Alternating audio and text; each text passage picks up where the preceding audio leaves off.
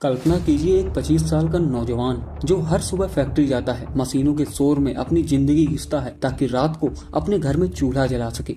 कोई अपराधी नहीं, कोई आतंकी नहीं, कोई अपराध का रिकॉर्ड भी नहीं। और फिर एक रात सिर्फ कुछ अफवाहें, कुछ सोशल मीडिया पोस्ट और एक उन्मादी भीड़, उस युवक को घसीटा जाता है, पीटा जाता है, नंगा किया जाता है और आखिरकार जिंदा जला दिया जाता है। उसका कसूर सिर्फ इतना था कि उस पर ईश निंदा का आरोप लगा दिया गया। ये किसी फिल्म की कहानी नहीं है, ये कोई काल्पनिक दृश्य भी नहीं है। ये 18 दिसंबर 2025 की रात बांग्लादेश के मेमनसिंह शहर में मारे गए दीपू चंद्र दास की सच्ची कहानी है।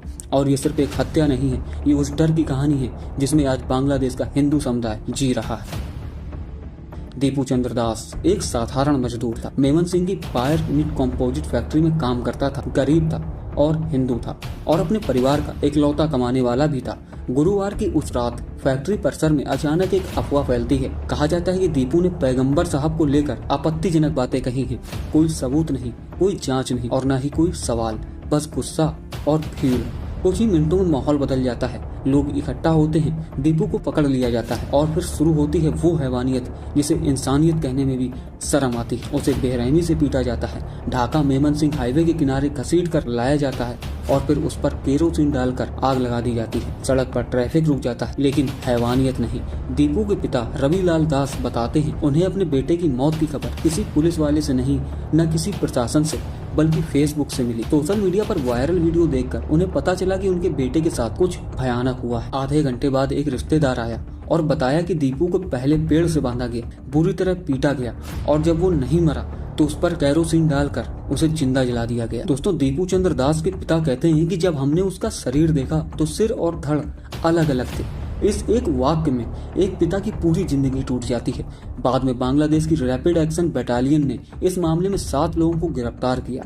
लेकिन दोस्तों, सवाल ये नहीं है कि गिरफ्तारियां हुई या नहीं, सवाल ये है क्या उस सोच पर रोक लगेगी जो बार बार हिंदुओं को निशाना बनाती है। इस हत्या पर बांग्लादेश की मशहूर राइटर और मानवाधिकार कार्यकर्ता तस्लीमा नसरीन ने गंभीर आरोप लगाए हैं। उनका कहना है कि ईश निंदा का आरोप पूरी तरह झूठा था और एक मुस्लिम सहकर्मी से मामूली विवाद के बाद दीपू को फंसा दिया गया। तस्लीमा नसरीन का दावा है कि पुलिस ने शुरुआत में दीपू को अपने अंडर में लिया, लेकिन बाद में उसे भीड़ के हवाले कर दिया। दीपू अपने परिवार का इकलौता सहारा था। उसके पिता विकलांग हैं, पत्नी है और एक छोटा सा बच्चा भी है। अब पूरा परिवार एक अंधे भविष्य के सामने खड़ा है।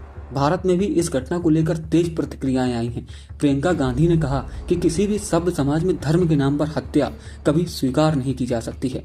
वहीं पवन कल्याण ने भी 1971 की याद दिलाते हुए कहा कि जिस बांग्लादेश की आजादी के लिए भारत ने अपने सैनिकों की कुर्बानी दी, आज उसी जमीन पर अल्पसंख्यकों का खून बहाया जा रहा है। लेकिन दीपू चंद्र दास का मामला कोई अकेली घटना नहीं है। दोस्तों, पिछले कुछ सालों में बांग्लादेश में हिंदुओं के खिलाफ हिंसा के मामले में डरावनी बढ़ोतरी हुई है। भारत सरकार द्वारा संसद में दिए गए आंकड़ों के अनुसार सिर्फ 2024 में हिंदुओं के खिलाफ करीब 2200 हिंसक घटनाएं दर्ज की गई हैं। मंदिर पर हमले, घरों में तोड़फोड़, लूटपाट, बलात्कार और हत्याएं। नवंबर 2024 से जनवरी 2025 सिर्फ 2 महीने में 76 नए मामले सामने आए थे। अगस्त 2024 के बाद से कम 23 हिंदुओं की हत्या की पुष्टि हो चुकी है।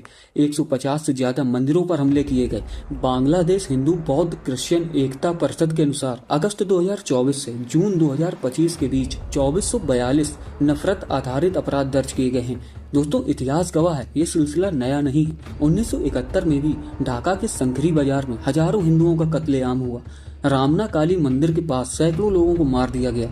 50 साल बीत गए लेकिन कहानी नहीं बदली। आज बांग्लादेश का हिंदू समुदाय डर के साए में जी रहा है। ज्यादातर हिंसा की शुरुआत एक झूठे सोशल मीडिया पोस्ट से होती है। ईश निंदा का नाम लिया जाता है, भीड़ भड़कती है और कानून पीछे हट जाता है।